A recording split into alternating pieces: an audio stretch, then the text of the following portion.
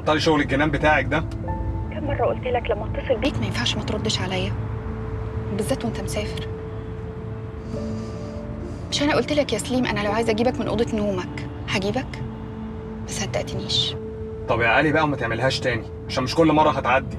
عقل ازاي وانت مسافر؟ ومش بس مع مراتك، مسافر مع ستات تانية وفي بيت واحد يا سليم. ما تقوليش بقى جو الصحاب والحاجات الغريبه بتاعتكوا دي، ده انتوا عالم غريبه يا اخي. غريبه ايه وزفت ايه؟ دول اخواتي يا بنتي. لا اخواتك دي تقولها لما تكونوا طالعين سفريه كلها رجاله، انما جو السلطه بتاعكم ده انا ما افهموش. ستات على رجاله في قلب بيت واحد. انا اصلا مستحمله مراتك بالعافيه، جايب لي كمان مراتات صحابك. طيب اولا بقى احنا مفيش حد فينا ينفع يبص على مرات التاني، خلي بالك بقى من كلامك كويس. ثانيا شوفي لك حل في موضوع الغيره من مريم ده. مريم دي مراتي واظن ده وضع انت ما اتفاجئتيش بيه. وخلي بالك لو موضوعنا اتكشف بسببك انت الوحيده اللي هتزعلي، لاني مش هبيع بيتي عشانك وانت عارفه ده كويس.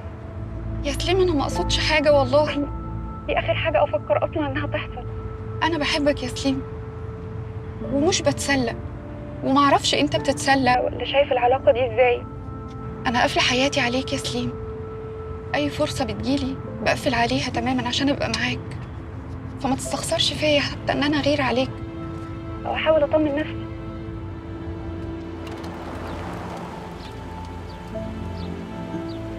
طب يا فيلي دلوقتي هكلمك تاني. باي.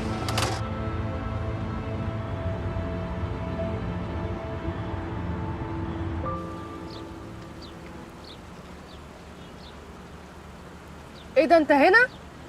طب ما قلتليش ليه كنا جينا مع بعض؟ لا ده انا جاي كده قلت اجيب حاجه على السريع اشربها. طب يلا يلا بينا.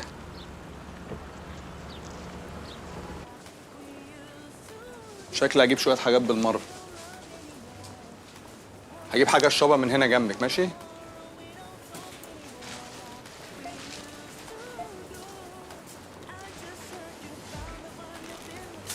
حسن بقول لك ايه، انا سليم صاحب سيف معايا، مش عايزه مشاكل وحوارات. حتى لو قابلتك بالصدفه في السوبر ماركت هيعمل مشاكل. ايوه امشي دلوقتي بقى والنبي.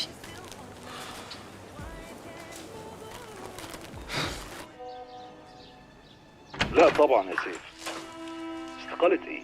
انا اعتبرك ما قلتش حاجة ولما ترجع من الاجازة نتكلم. ايه اللي انا سمعته ده؟ استقالة ايه؟ فجأة كده؟ وازاي ما تقوليش؟ لسه بفكر ما خدتش قرار. هو انت مستني تاخد قرار وتفاجئني بيه؟ دي حاجة المفروض انا وانت نتناقش فيها. لا خالص، ده قرار انا لوحدي. وانت هتروح الشغل مكاني؟ مش هروح مكانك، بس ده قرار هيأثر على حياتي وبيتي. لا ما تقلقيش قوي كده على بيتك وحياتك، انا مش هقعد في البيت. انت اللي ليك عندي ان انت وبيتك ما يبقاش ناقصكوا حاجه، انما بشتغل ايه هصرف منين؟ دي حاجه بتاعتي. بس انا من حقي افهم ليه، ايه اللي حصل؟ انا مش عايز اشتغل في الشركه، مش عايز اشتغل في الاوتيلات اصلا. ده فجأة كده؟ فجأة كده. وقفلي بقى على الموضوع ده عشان انا مش عايز اتكلم خالص.